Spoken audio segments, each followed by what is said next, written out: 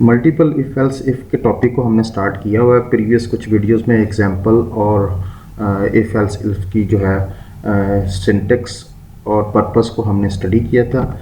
इस वीडियो में भी हम जो है एक प्रोग्राम जो है उसको देखते हैं जो कि बेसिकली इफ़ एल्स इफ़ को जो है वो एक्सप्लेन करेगा। तो बेसिकली जो प्रोग्राम है C program to check whether input character is alphabet, digit और स्पेशल करेक्टर्स।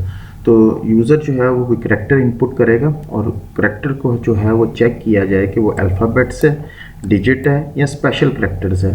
तो इसके लिए जो है हमें आस्की कोड की ज़रूरत पड़ेगी, American standard code information interchange. Basically that is character encoding है जो कि फॉर इलेक्ट्रॉनिक कम्युनिकेशन के लिए यूज़ आती है। आस्की कोड्स जो हैं वो रिप्रेजेंट करते हैं टेक्स्ट को कंप्यूटर के अंदर और टेलीकम्युनिकेशन इक्विपमेंट्स में और दूसरी डिवाइसेस के अंदर। तो लिहाजा इसका जो है इसमें 256 करैक्टर्स होते हैं जिसमें हम जो है चंद एक करैक्टर्स जो हमें रिक्वायर्ड हैं इस प्रोग्राम के लिए उनके कोड्स देखते हैं। तो बेसिकली अपर जो अल्फ़ाबेट्स ए है वो 65 कोड है और उसके बाद कैपिटल जो है बी उसका 66, सी का 67 एंड सो ऑन, और लास्ट जो कैपिटल जी जो होगा उसका 90 जो है वो कोड है इस आस्की कोड के चार्ट के अंदर। इसी तरह स्मॉल अल्फ़ाबेट्स जो है ए उसका 97 से स्टार्ट होगा, स्मॉल बी जो है वो 98 है और सी जो है वो 99 एंड सो ऑन, और लास्ट जो इस चार्ट के अंदर जी है उसका कोड जो है ASCII code that will be a 122 जो है वो स्मॉल जी को रिप्रेजेंट करता है। इसी तरह जो हम डिजिट्स जो हैं 0 को जो है वो 48 से रिप्रेजेंट किया जाता है, 1 को 49 से और 2 को जो है 50 से, एंड इसी तरह लास्ट जो डिजिट है 9 उसको 57 से जो है वो रिप्रेजेंट किया जाता है। लेट्स सी जो है वो प्रोग्राम कैसे एग्जीक्यूट होगा और उसकी जो है एग्जीक्यूशन जो है वो कैसे जो है वो एग्जीक्यूट होती है। Let's see program. तो एक वेरिएबल जो है हमें रिक्वायर्ड होगा जिसके अंदर हम करेक्टर इनपुट करेंगे। तो बेसिकली करेक्टर वेरिएबल जो है CH इसको डिक्लेयर किया। जैसे ही प्रोग्राम कंपाइल करेगा तो पहली लाइन जब एग्जीक्यूट होगी तो मेमोरी के अंदर जो है CH वेरिएबल जो है वो डिक्लेयर हो जाएगा। उसके बाद नेक्स्ट लाइन एग्जीक्यूट होगी और नेक्स्ट लाइन जो है ये हमारे पास मैसेज डिस्प्ले हो रहा है। कंपाइलर नेक्स्ट लाइन एग्जीक्यूट करेगा, स्क्रीन के ऊपर जो है वो यूज़र को प्रॉम्प्ट होगा inter any character. Next compiler line जब एग्जीक्यूट करेगा that is scanf, single character जो है वो यूज़र इनपुट करेगा कीबोर्ड से व्हाटसोएवर। जो भी करेक्टर इनपुट किया जाएगा वो बी जो है सपोज यूज़र ने कीबोर्ड से इनपुट किया और ये मेमोरी के अंदर CH वेरिएबल के अंदर जो है वो स्टोर हो गया। उसके बाद नेक्स्ट लाइन जो है वो एग्जीक्यूट होगी और नेक्स्ट लाइन जो है वो हमने इफ़ स्टेटमेंट यूज़ की हुई है। इस इफ़ स्टेटमेंट में अगर हम देखा जाए तो हमने रिलेशनल ऑपरेटर्स और लॉजिकल ऑपरेटर्स को यूज़ करके एक्सप्रेशन को बिल्ड किया है। यहाँ पे हमारे पास that is and, it's mean कि ये दोनों एक्सप्रेशन अगर ट्रू होंगी तो ओवरऑल रिजल्ट जो है वो ट्रू आएगा। और यहाँ पे हमने और ऑपरेटर यूज़ किया है तो नेक्स्ट एक्सप्रेशन को चेक नहीं किया जाएगा। इन केस अगर इस पूरी एक्सप्रेशन दोनों एक्सप्रेशन एवेलुएट होती हैं किसी भी एक एक्सप्रेशन का रिजल्ट फॉल्स रिटर्न होता है तो एंड ऑपरेटर यूज़ किया तो ओवरऑल रिजल्ट फॉल्स होगा। इट्स मीन कि फिर नेक्स्ट एक्सप्रेशन को जो है वो चेक किया जाएगा। अब जो हमारे पास सिनेरियो है उसमें यूज़र ने बी करेक्टर इनपुट किया दैट इज़ कैपिटल्स और जिसका कोड जो है वो 66 है। तो वो चेक करेगा CH के अंदर जो वैल्यू है दैट इज़ 66 और स्मॉल ए का जो कोड है वो हमारे पास 97 है तो that is greater than 97। Condition false होने की सूरत में जो है वो एंड ऑपरेटर यूज़ किया है तो नेक्स्ट जो है एक्सप्रेशन को चेक नहीं किया जाएगा, इसको यहीं पे कंपाइलर छोड़ेगा और नेक्स्ट एक्सप्रेशन को जो है वो एवेलुएट करेगा। यहाँ पे हमारे पास जो है ए इट्स मीन के ए जो है दैट इज़ 65 और हमारे पास जो कोड है that is 66 is greater than 65। Condition is true, यहाँ पे ट्रू एवेल्युएट हुई, एंड ऑपरेटर लगा हुआ है। इट्स मीन के नेक्स्ट एक्सप्रेशन जो है वो भी ट्रू एवेल्युएट होनी चाहिए, देन ओवरऑल रिजल्ट जो है वो ट्रू रिटर्न होगा।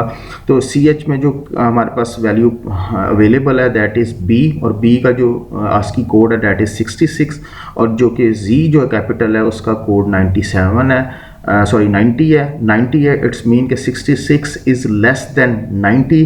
कंडीशन इज़ ट्रू होने की सूरत में जो हमारे पास रिजल्ट डिस्प्ले होगा, यानी कि ये इफ स्टेटमेंट के अंडर जो भी हमने स्टेटमेंट लिखी होगी that will be executed. Compiler next line execute करेगा, इट इज़ अल्फ़ाबेट जो है वो स्क्रीन के ऊपर डिस्प्ले होगा।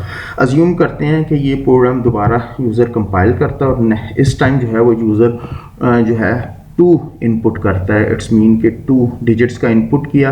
अब 2 जो है इसका आस्की कोड जो है वो हमारे पास 50 है, 0 जो है 48 है और 1 जो है वो 49 और 2 का जो है वो 50 कोड है। तो यहाँ तक यूज़र ने प्रोग्राम कंपाइल करके रन कर लिया।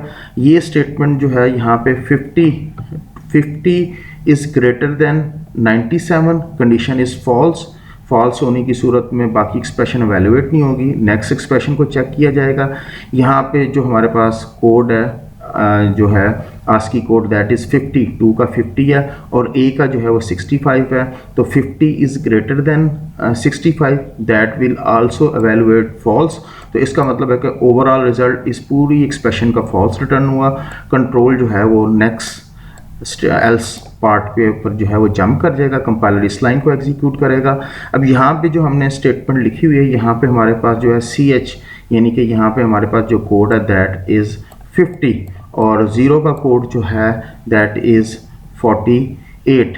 तो इट्स मीन कि 50 is greater then 48, condition is true.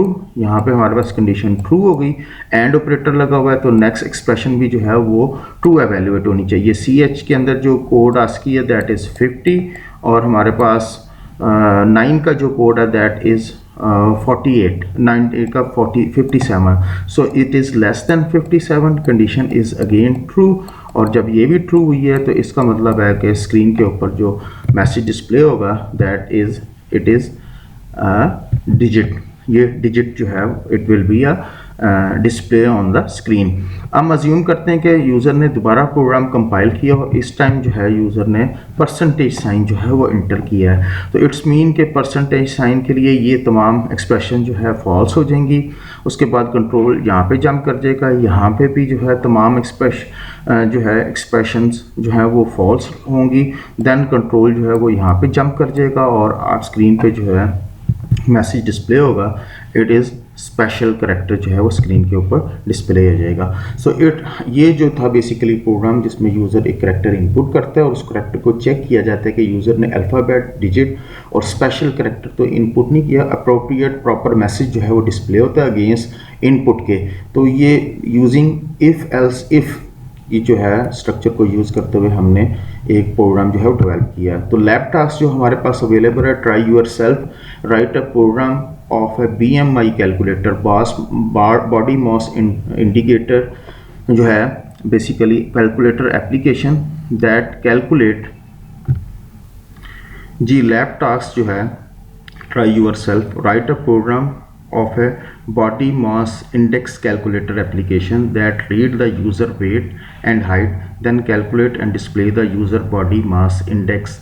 The formula for calculating BMI is, BMI का जो फार्मूला हमारे पास अवेलेबल है, BMI जो है is equal to weight divided by height into height, और note height is in metre.